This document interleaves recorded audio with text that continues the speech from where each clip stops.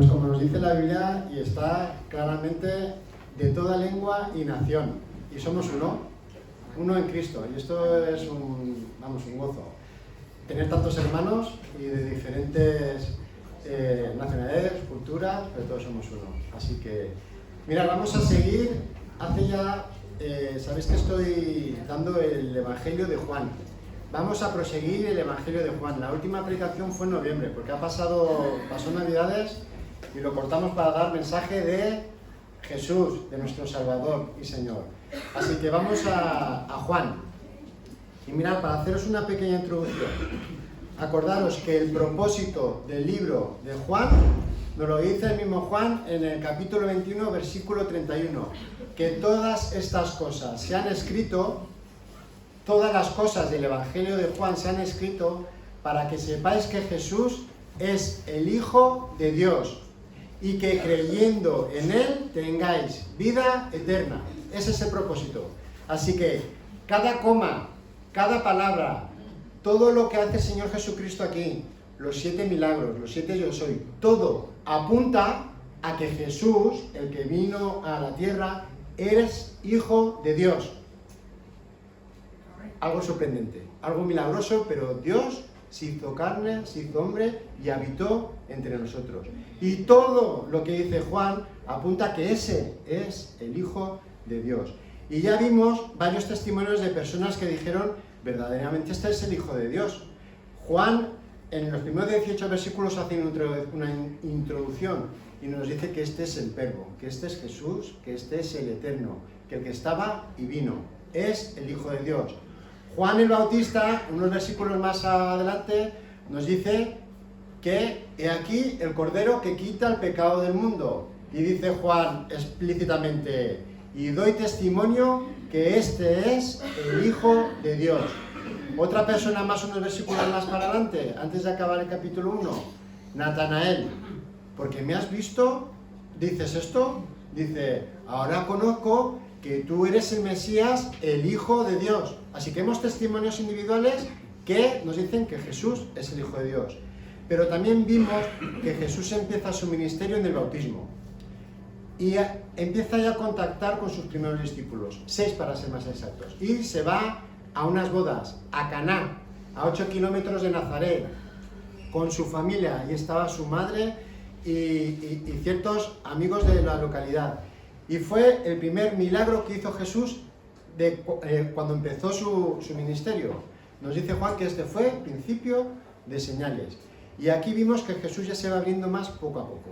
Y es el único milagro que se narra en los 4 evangelios. Así como los demás evangelios, Mateo da 20 y pico milagros, Marcos otros 20 y pico, Lucas da menos, pero Juan solamente da 7. Y este no se repite en ningún otro. ¿Por qué nos va a dar este milagro? ¿Qué tiene que ver de sorprendente? Pues Jesús nos dice Juan que esto era señal. Es un milagro que todo el mundo lo ve, pero aparte es un milagro, es una señal. Y una señal señala algo, apunta a algo, que hay algo más sorprendente que lo que nosotros podamos estar mirando. Un médico puede ver un milagro cuando nace un bebé, madre mía, qué milagro. Pero los que creemos en el Señor sabemos que es un milagro, pero es una señal de que hay alguien más poderoso que ha podido hacer que se cure o que ocurra cualquier cosa. Y vimos 3 cosas importantes en este milagro. Que el Señor Jesús puede hacer 3 cosas. Cambiar la naturaleza de las cosas, porque cambió el agua en vino. Y eso es un micro de lo que iba a hacer luego un macro con la vida de las personas, porque cambia nuestra naturaleza en una nueva naturaleza en Cristo. Primer cambio. Segundo cambio, cambio en la adoración. Así como Marcos nos dice que la hierba era verde, que si este estaba aquí, con muchos detalles, Juan nunca da detalles. Pero en este episodio nos da un detalle muy importante en las bodas de Caná, y es que habían unas tinajas para la purificación. ¿Qué significa estas tinajas de la purificación? Pues ese agua que estaba ahí, los judíos no podían ensuciarse, porque en la ley decía que si tenían que estar sucios se tenían que lavar siempre, era como un toque. Se caía una cuchara, a lavarla. Te manchabas con las manos, a lavarla. Como nos dice Mateo, que los judíos no pueden hacer nada sin que antes se hayan lavado los platos, los vasos. Entonces lo que no podía faltar en una boda que duraba muchos días era el agua. ¿Por qué? Porque venía gente descalza a lavarse los pies. Se manchaban los tenedores, a lavar los tenedores. Los platos se manchaban. Y eso duraban varios días la boda, así que agua no podía faltar. Pero ocurre una cosa, falta agua. ¿Qué elegimos? ¿Agua o vino, que es lo que falta? Y Jesús lo tiene muy claro. Vino. Porque al fin y al cabo, el agua, el único que puede purificar es el Señor Jesucristo, como luego va a hablar con la samaritana. Es el único que puede quitar la sed. El agua, agua es. Pero quien realmente purifica nuestra vida, quien purifica nuestros pecados, quien nos lava, es el Señor Jesús. Los judíos decían, tus discípulos no se lavan las manos antes de comer. Si fuera mi casa, el pequeño, vamos, lo tendría, ese no podría comer nunca. Pero no es lo que es el exterior, es el interior. Entonces Jesús dice, agua, fuera. Vino, 600 litros de vino para la boda. Y tercera, cambia la naturaleza, cambia la provisión. De no haber nada, a rebosar. En una situación completamente normal de nuestras vidas, como puede ser una boda. Cuando tú te crees que no hay nada, faltaba vino, dice que el vino rebosaba, que estaba lleno. O sea, puedes estar vacío y en 2 minutos después puedes estar lleno. Y de ahí pasa directamente estos cambios que hace Jesús, que solamente puede hacer. Va a Jerusalén, la Pascua, el templo, entra allí y un desastre todo. Donde debía de ser en el patio de los gentiles el Evangelio, luz para las naciones, predicar la palabra, ahí estaban animales, olor a excremento, todo el mundo chillando, todo el mundo cambiando, un desastre. Lo que tenía que ser un centro para la comunión entre Dios y el hombre era un completamente desastre. ¿Qué hace Jesús? Limpia. Empieza a echar a todos y les dice lo que hay. Y lo hace 2 veces, conforme empieza su ministerio, año 28, y en el año 30, justamente la Pascua, que tiene que morir. Y estamos, versículos, ¿qué es lo que vamos a hacer ahora? Podría haber terminado el capítulo ahí. Termina, ha quitado todos los del templo, ya lo ha purificado, ahora va a estar la cosa bien. Y podría haber terminado ahí, podría haber empezado el capítulo 3 directamente, con Nicodemo. Pero Juan hace como un paréntesis y no hay una historia que nos cuente, que nos diga, madre mía, ¿qué es lo que ha pasado aquí? Qué bonito, ¿qué es lo que está haciendo el Señor Jesús? Si nos da una aclaración, un paréntesis. Y estos 3 versículos realmente los podría colocar cada vez que Jesús hace un milagro. ¿Por qué? Porque mira, vamos a leerlo porque dice, capítulo 2, versículos del 23 al 25. Vamos a estar meditando solo en estos 3 versículos en esta mañana. Como he dicho, podría haber terminado aquí, pero introduce 3 versículos para explicarnos algo muy importante. Que tenemos que recordar que cada vez que Jesús hace un milagro, esto sería bueno recordarlo. Dice, estando en Jerusalén en la fiesta de la Pascua, muchos creyeron en su nombre, viendo las señales que hacía. Pero Jesús mismo no se fiaba de ellos porque conocía a todos y no tenía necesidad de que nadie les diese testimonio del hombre, pues él sabía lo que había en el hombre. Mirad, estos 3 versículos están para decirnos alerta, alerta, porque a veces ocurren cosas, a veces las personas creen, pero ocurre algo. Vamos a hablar de 2 cosas en esta mañana. He separado los 3 versículos. Lo primero que vamos a hablar es lo que el hombre cree. Y la segunda parte de la meditación es lo que Jesús sabe. Lo que el hombre cree y lo que Jesús sabe. Y 3 palabras son importantes en estas 2 partes que vamos a meditar. La primera palabra, versículo 23, la palabra clave es creer. ¿Qué es creer? Porque aquí nos dice que muchos creyeron. La segunda palabra, versículo 24, pero. Podía haber terminado perfectamente el texto, que creyeron muchos en las señales que hacía y se acabó. Y eso hubiera sido fenomenal.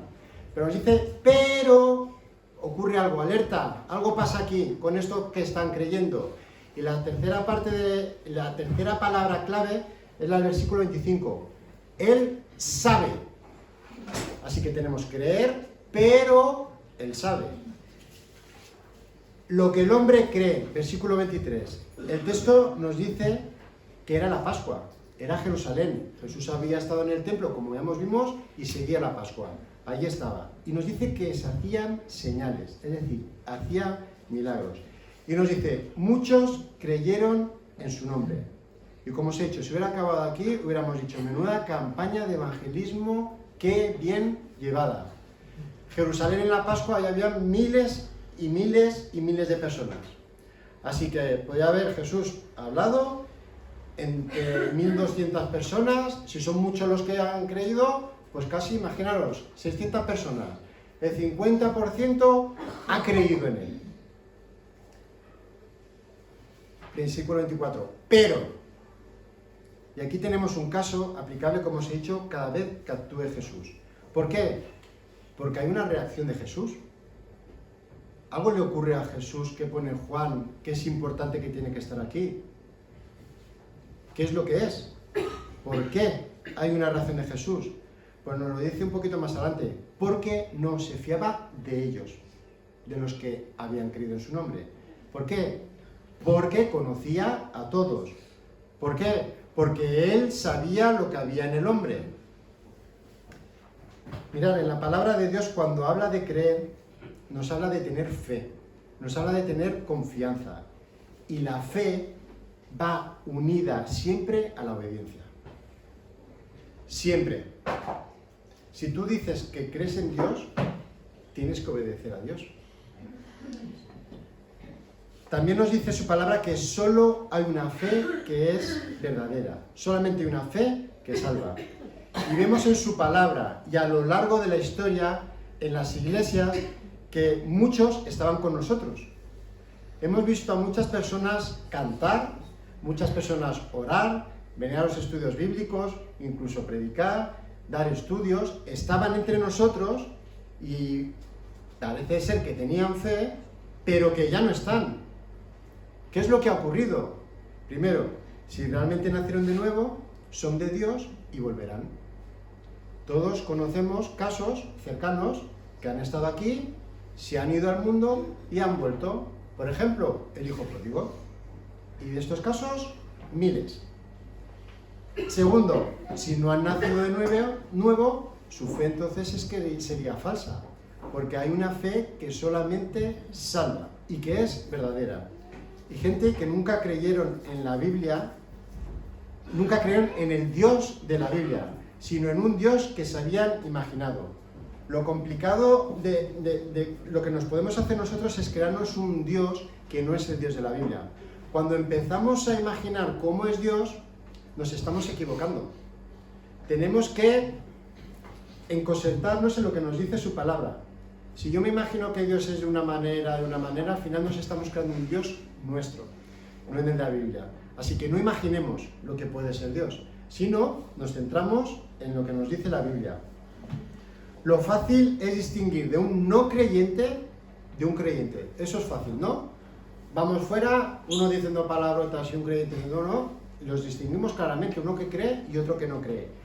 Lo difícil es distinguir, o casi imposible distinguir dentro de la iglesia, lo que es verdadero de lo que es falso. Si yo os enseño un billete falso y lo coges, muchos no podríamos ni distinguir si es verdadero o falso. Cuando Juan, cuando Pedro y cuando Pablo nos está hablando que hay falsos maestros y están dentro de las iglesias, lo difícil es distinguir lo verdadero de lo falso, porque es tan sutil, igual que el billete falso. Si a mí me la pueden dar, porque yo no distingo, pero no es verdadero. Y eso ocurre muchas veces dentro de las iglesias. Y esto es una alerta para que nos pongamos delante de Dios y decir que realmente Dios creemos y confiamos en ti y queremos obedecerte. Que esta iglesia entera crea con todo su corazón en el Señor Jesucristo para esperanza y vida eterna. Que no haya ninguno que tenga una fe o un conocimiento de Dios que, bueno, pues será así, pues yo hago lo que creo. No, que conozcamos realmente a Dios. La fe ocurre también, como he dicho, que dentro pueden haber falsos maestros. Y Jesús mismo nos habla que dentro del campo hay trigo y cizaña. ¿Y sabéis cómo es el trigo y la cizaña? Son iguales. No se distingue. Ya el mismo Jesús nos dijo esta parábola. Pero bueno, tienen que convivir, porque a lo mejor quieres quitar la cizaña y te llevas el trigo. Así que hasta que nos vayamos con el Señor, dentro del campo va a haber trigo y cizaña. Y a veces no se distingue, pero hay que convivir. Hay que convivir hasta que nos vayamos con el Señor. Y la Biblia nos habla que hay 4 clases de fe. Y por eso tenemos que tener claro si nuestra fe, estamos en el camino del Señor y es la fe que realmente salva. ¿Cuál es la primera fe? La fe histórica. Esta clase de fe es verdadera, pero no es suficiente. ¿Por qué digo que es verdadera? Porque un autor, cuando escribe de alguien, un hecho histórico, de una persona histórica, nosotros nos creemos lo que nos dice ese historiador. Si a mí me hablan de Cristóbal Colón, me dice que descubrió América en 1482, que me dice que era valenciano y que me dice 20.000 cosas, pues como historiador que es, pues yo me lo creo, ¿no? Es un conocimiento, me he leído la historia, me lo he estudiado, pues sí, Cristóbal Colón. Y sabes su historia, lo conoces. Así es también la fe histórica. La fe histórica es igual, podemos aprendernos 20.000 cosas. De hecho, los judíos saben lo que es el Antiguo Testamento 500 veces mejor que nosotros. Se recitan todos los versículos que quieras, toda la ley, todo.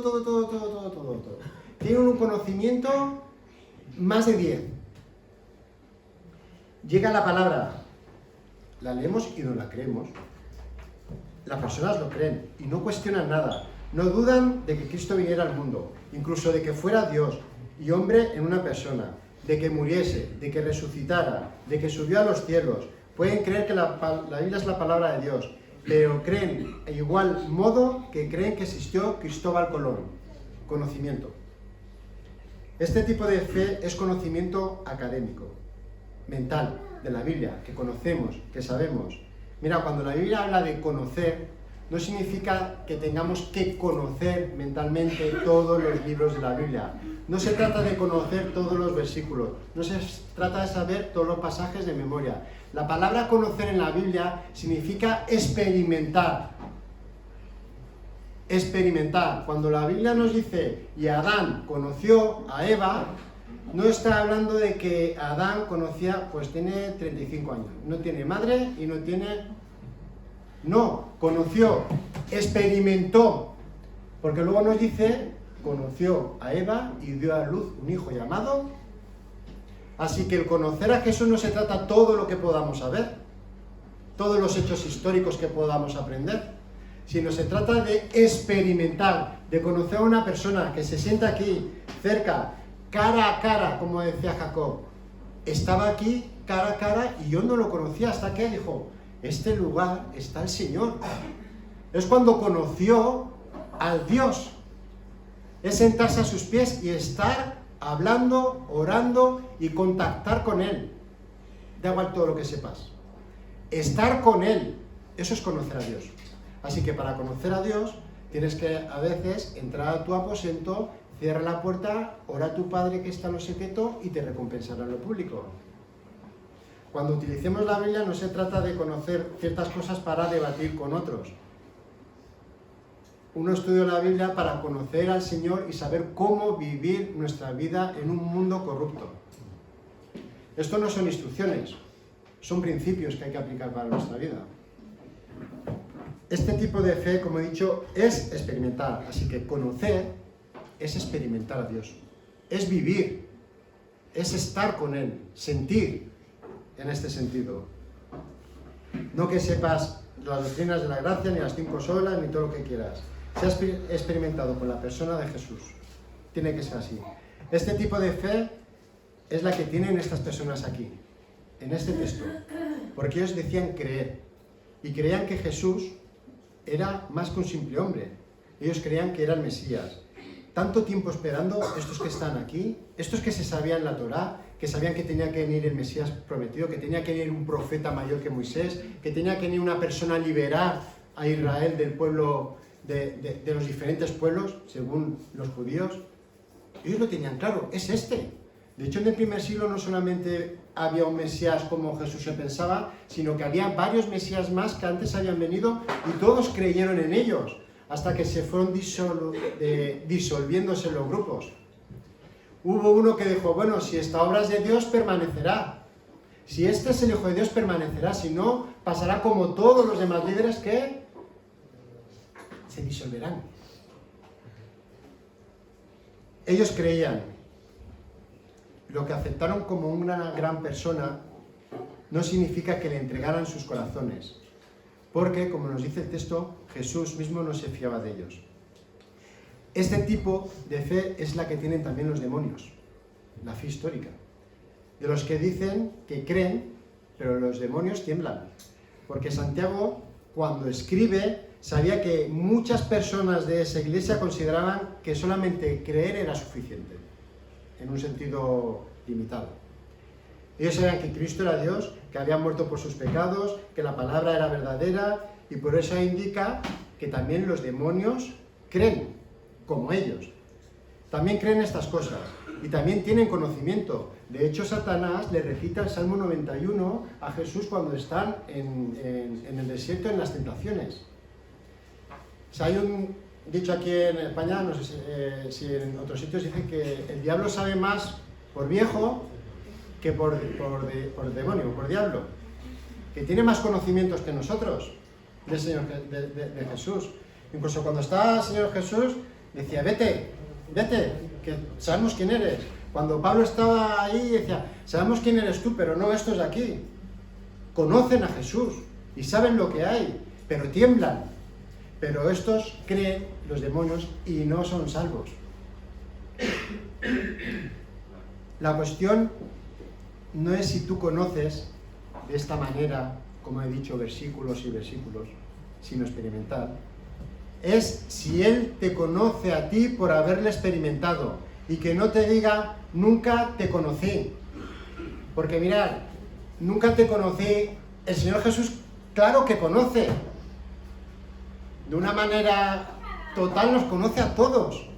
Pero que te diga, nunca te conocí, no te está diciendo que, oye, me estás llamando Señor, Señor, pero yo nunca te he visto sentado a mis pies escuchando mi palabra. No he tenido contigo esa relación personal que yo te estoy demandando contigo. Nunca te conocí. Y sin embargo, que está en esta parte, Señor, yo te hice... No, que yo no te conozco. Claro que el Señor Jesús y Dios conocen quién somos todos, en un sentido amplio. Pero en un sentido íntimo, si no has estado nunca conmigo, yo a ti no te conozco. Apártate de mí, hacedor de maldad. Y eran personas que supuestamente, Señor, Señor. Esta fe histórica es verdadera, porque son conocimientos verdaderos de la historia de Jesús y de quién es y cómo es y qué es lo que hace, pero no es suficiente. Se queda aquí, no llega aquí. La segunda fe, fe en los milagros. Es la fe que el propio Señor compara con un grano de mostaza. Si tuvierais fe como un grano de mostaza, diríais a este monte, pásate de aquí a allí, y se pasaría. Los textos los tenemos que mirar desde lejos. Como nos metamos aquí, hermanos, yo aquí no tendría fe, ni una. Porque si con una pequeña fe podría hacer todo eso, creo que nadie alrededor del planeta tendría esta fe.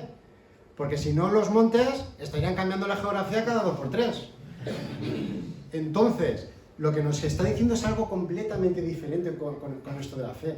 Es que es algo imposible que el hombre pueda hacer por sí mismo, porque la fe te la da Dios.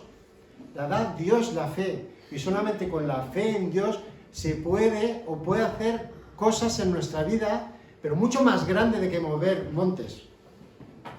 Sino que tu vida es salva en Cristo Jesús. Eso sí que es grande, eso sí que es mover a la persona a vivir una vida extraordinaria y para el Señor Jesús. Muchos creen en base a ver o recibir milagros.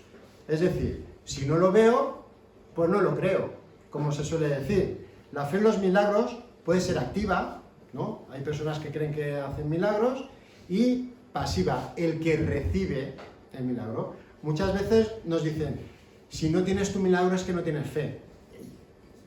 No.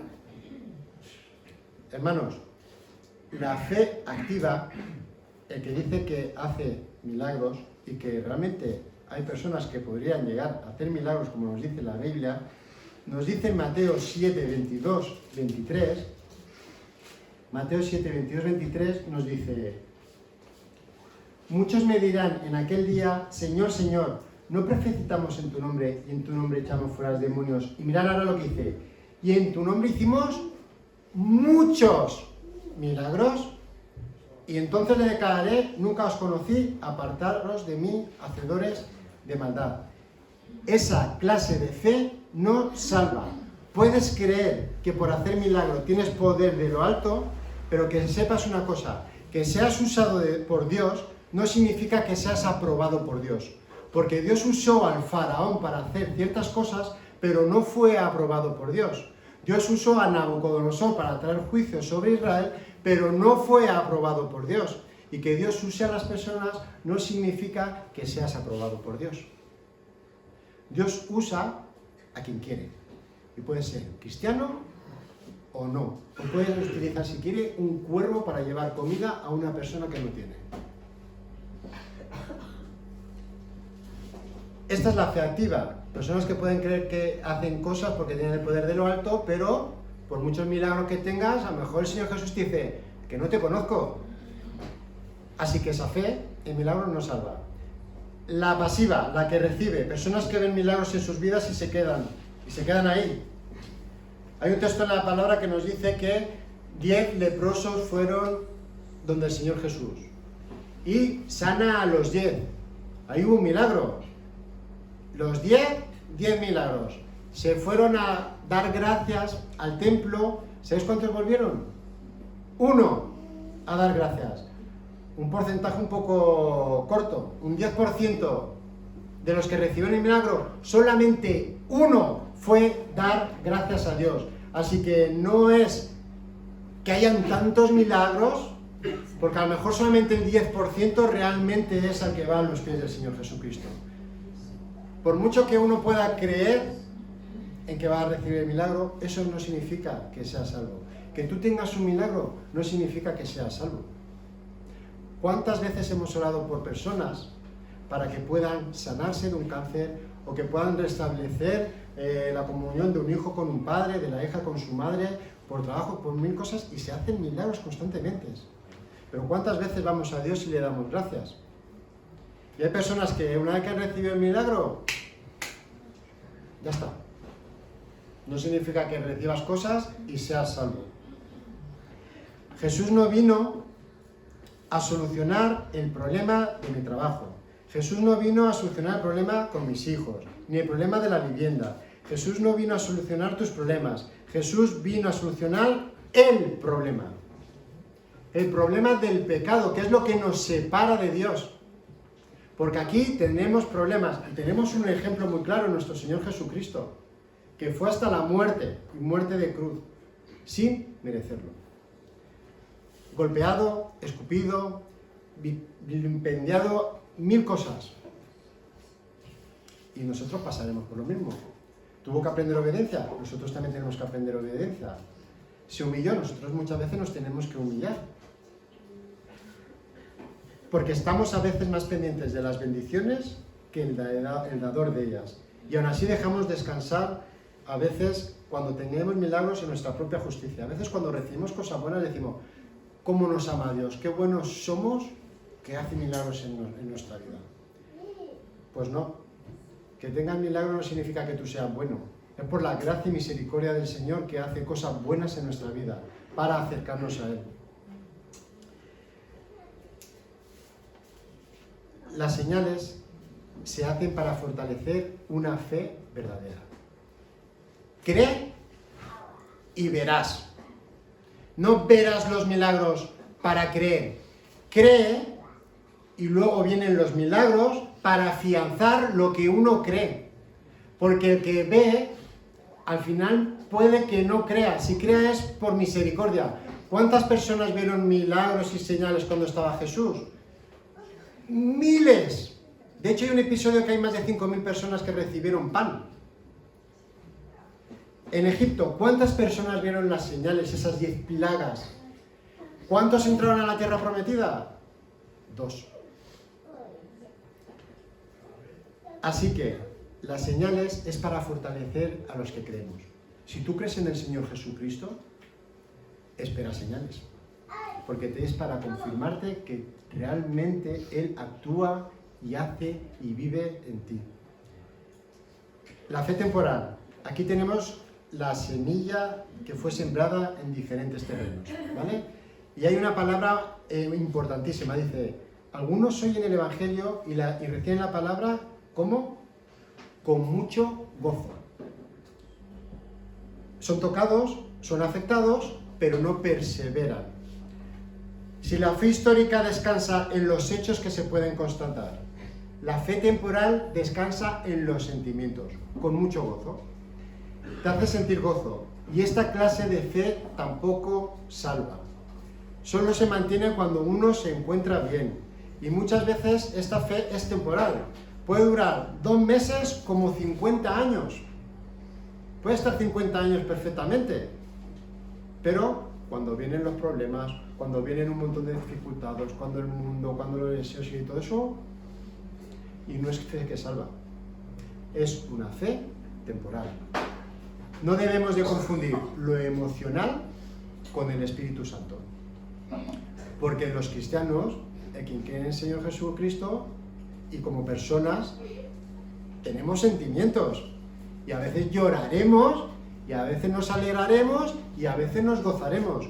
Una cosa no quita la otra, pero como bases tu sentimiento y creas que soy salvo o no salvo conforme me levanto de la cama, estás perdido, porque somos personas cambiantes. Hoy me levanto, Dios no me ama. Al día siguiente me levanto, madre mía, cuánto me ama Dios. Y así no podemos vivir. No podemos vivir. Nos guiamos por su palabra y creemos su palabra que es verdad. Y da igual que tengas un mal día, la racha que llevas, a veces llevamos rachas de meses, que de esto cuando se acaba. Pero confiamos que el Señor dice, que en medio de la tempestad yo estoy contigo en el barco. Que estoy en el barco y no se va a hundir, que estoy yo. Y cuando quiero digo al viento, emudece, y emudece. Pero tenemos que saber que está ahí. Y esto es temporal, hermanos, que los problemas son temporales. Me acuerdo, me va a permitir el lujo de comentar una cosa, hablando una vez con Sebas de ciertas cosillas que muchas veces con los adolescentes, y me dijo una frase que me tocó, y me dijo, en 5 años a lo mejor nos estamos riendo.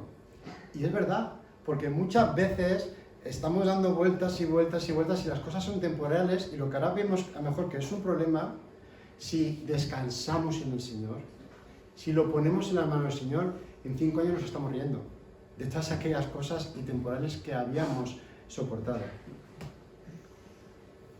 La cuarta, y esta es la que nos lleva a nosotros, la fe que salva. No se queda en hechos históricos, no se queda en sentimientos, es la persona que está enferma, va al médico y hace uso del remedio. Ambas cosas son necesarias, acudir al médico y obedecer las instrucciones del médico para que te cure. Como nos dice su palabra, el que oye estas palabras y las hace, lo compararé con un hombre prudente. No solamente el que oye, el que conoce, sino que las hace. Y hacer significa obedecer. Así que, hermanos, no es cuestión de conocimiento, no es cuestión de sentimientos, no es cuestión de obrar, no es cuestión de creer milagros, ni siquiera es cuestión de hacer una oración, porque no todo el que ora Señor, Señor entrará. La fe salvadora es aquella que nos lleva fuera de nosotros. Es decir, no descansa ni en nuestro conocimiento, no descansa en nuestros sentimientos, no descansa en las obras que podamos hacer, no descansa en nada de lo que tengamos nosotros.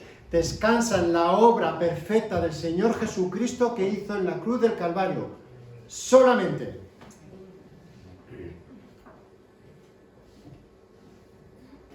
Esta obra salvadora descansa en la perfecta obra del Señor Jesucristo. Y lo que Él hizo debe y cambia nuestra vida entera por medio de su Espíritu Santo, haciendo visible lo invisible que es la fe. Porque la fe no se ve, pero se tiene que hacer visible. Y hace lo invisible lo visible. Es una nueva condición, una nueva naturaleza, y no tiene sentido no practicarla. La fe salvadora se identifica con la acción de venir a Cristo. Venid a mí todos los que estéis cansados y trabajados, que yo os haré descansar. Pero venid a mí, a mí, al Señor Jesucristo, vayamos a Él. Y 2, y no solamente es la acción de ir, sino que se somete a la justicia de Dios. Es decir, obedecerle es un privilegio. Que el rey te diga, ven, voy, dame, dame. Somos sirvientes y lo hacemos con gusto, porque nos ha salvado de nuestros pecados, porque nos vamos a ir con Él al cielo, porque tenemos todas las bendiciones espirituales en Él, que nada nos puede pasar si Él no quiere, que estamos en sus manos y nadie nos puede arrebatar de ellas. Es decir, que no debemos de vivir de cualquier manera, porque vivir de cualquier manera significa que estamos viviendo con nuestra justicia. Esto está bien, esto está mal. Y así no se puede vivir, pensando lo que tú crees que es. Vivimos con la justicia de Dios, que es lo que Él quiere que debemos vivir, con su justicia. Pero para eso debemos de sentarnos a sus pies y conocer lo que Él quiere para nosotros. Eso es lo que el hombre cree. Diversas fees, la fe solamente hay una que salva. Y es esta, la de ir a Jesús y obedecer. 2. Lo que Jesús sabe. Nos dice en el texto que nadie le diese testimonio. Y no tenía necesidad de que nadie le diese testimonio. 25. Y eso tiene que ver con la palabra testigo. Es decir, que el hecho de ser testigo, una persona, significa que da testimonio de algo que ha visto. Cuando vas a un juicio, testigo, vas, he visto esto, esto y esto. Y nos está diciendo en el texto que Jesús no necesita que un tercero venga y le diga lo que hace otra persona. Porque nos está diciendo el texto que Jesús mismo conoce, versículo 24, y sabe, versículo 25. Así que el mismo Jesús es testigo de lo que ve todos los hombres, a todos los que estaban ahí. No hacía falta que nadie le dijera nada. Nos dice, no hace falta que nadie le diga nada sobre cualquier cosa o persona. Y esto muchas veces a nosotros se nos olvida. Hermanos, que el Señor Jesucristo, que el Espíritu Santo, que Dios el Padre nos ve, que conoce lo que hay en nuestro corazón, que lo sabe. Y en la Biblia tenemos varios ejemplos. Jesús va a la samaritana y le dice, trae tu marido. Y la samaritana se queda así y Jesús le dice, que 5 maridos has tenido. ¿Cómo sabes esto? Que conoce. Otro ejemplo, ¿quién te va a entregar? Jesús. El que mete la mano detrás de mí ahí para mojar pan, ese es el que me va a entregar. Que el Señor Jesús conoce. Y esto significa que Jesús sabía quién lo iba a traicionar por alguien, y Jesús es omnisciente. Conoce, sabe de antemano lo que vamos a hacer, lo que pensamos y lo que hay en lo más profundo de nuestro corazón. Y algo que tenemos que tener presente en nuestras vidas es que Él es testigo y Él está presente siempre. Hermanos, tenemos que tener, cada que nos levantemos, decir, el Señor Jesús ve todo lo que hacemos, y no solamente lo que hacemos, sino lo que pensamos. El hombre desde que pecó, ¿sabéis lo que intenta hacer? Es esconderse. Cuando Eva y Adán pecó, ¿qué hicieron? Esconderse de la presencia de Dios. Incluso así se intentaron tapar con una hoja, como si Dios no los viese o no hubiera sabido lo que iba a pasar y qué es lo que habían hecho. Y en Apocalipsis a las iglesias les dice, yo conozco tus obras. No hace falta que ninguno de los que estamos aquí le digamos, Señor, mira. Dios dice, no, si yo conozco las obras y sé cómo estás peleando y sé dónde has caído, levántate, dónde has perdido tu primer amor, que yo conozco todo, que mis ojos traspasan más de lo que nosotros podamos pensar. Job nos dice, no hay pensamiento que se esconda de ti. El Salmo 139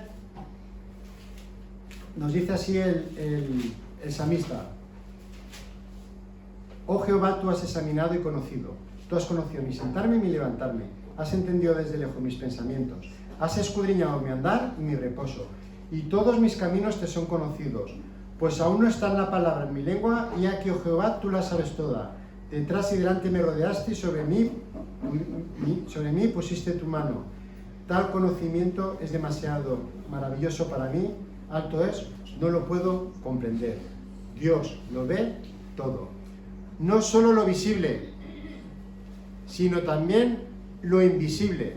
Lo visible pueden ser las acciones Y lo invisible son nuestros pensamientos, nuestras motivaciones. Por eso nos dice que Jesucristo es el testigo fiel y verdadero. Él solo se basta para decir, esto es así. Y no lo puedes esconder de mis ojos. Porque Él juzga con justicia y con verdad. Él no lee los pensamientos. Él no intuye lo que está pensando la otra persona. Dice que Él los ve. Tú puedes estar imaginándote aquí una cosa, es como si nos ponen un cable, lo proyectamos ahí y Jesús estuviera ahí sentado viendo tus pensamientos. Él los ve, no se los está imaginando, los está viendo. Por eso cuando dice, no es el que adultera el que comete la acción, sino el que lo piensa. Porque si lo piensas, tú lo puedes estar pensando, pero Jesús está viendo lo que estás haciendo. Lo está como si estuvieras reproduciendo, mira lo que está haciendo. Él lo ve, no lo piensa, lo ve. Y por eso tenemos que tener tanta grandeza y decir, madre mía, ¿en qué jardines nos estamos metiendo cada vez que pensamos algo? De cualquier cosa. Porque Jesús lo está viendo. No hay cosa creada, nos dice en Hebreos 4:13, nos dice...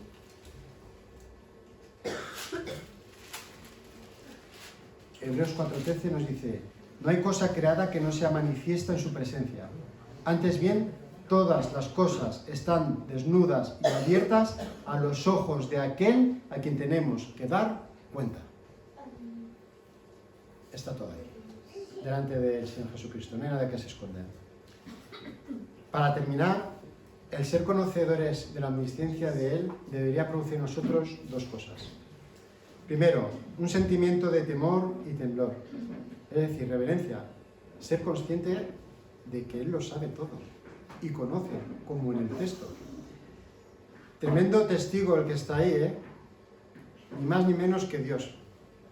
No es tu mujer, a ver qué es lo que haces, a ver a dónde vas, a ver qué es lo que has gastado, ni tu hijo, ¿por qué no me has hecho la comida? ¿Dónde has estado? Y dando explicaciones. Es el mismo Dios el que está testigo de lo que estás haciendo y pensando. En todo momento es el propio Dios. Pero a la misma vez que esto nos tiene que dar temor, reverencia, temblor, humildad, a la misma vez, sabiendo cómo somos, que somos polvo, que caemos, que hacemos mil cosas, debemos de reconocer que aún así es mi Dios. Es mío, como hemos empezado diciendo, te amo, oh Señor, mi Dios, mi Salvador. Y lo que tenemos que hacer, esto hará acercarme a Él. Lo que tenemos que saber, que aparte que hacemos cosas, que Él está aquí y que debo de acercarme a Él, correr hacia Él, porque el camino del cristiano es que si caemos, podemos acudir a Él para ser liberados de cualquier cosa. Venid a mí. Una vez y constantemente nos está diciendo el Señor Jesús, que os perdono, que yo soy fiel y justo para perdonaros todos vuestros pecados. Así que, hermanos, la persona de Jesucristo es el mayor consuelo que tenemos, el cristiano, para poder decir, como el Salmo 51, y terminamos en esta mañana, dice Salmo 51, versículo del 6 al 10, dice, he aquí, tú amas la verdad en lo íntimo, y en lo secreto me has hecho comprender sabiduría. Purifícame con hisopo y seré limpio, lávame y seré más blanco que la nieve. Hazme oír gozo y alegría y se recrearán los huesos que has abatido. Esconde tu rostro de mis pecados y borra todas mis maldades. Crea en mí, oh Dios, un corazón limpio y renueva un espíritu recto dentro de mí. Que el Señor os bendiga.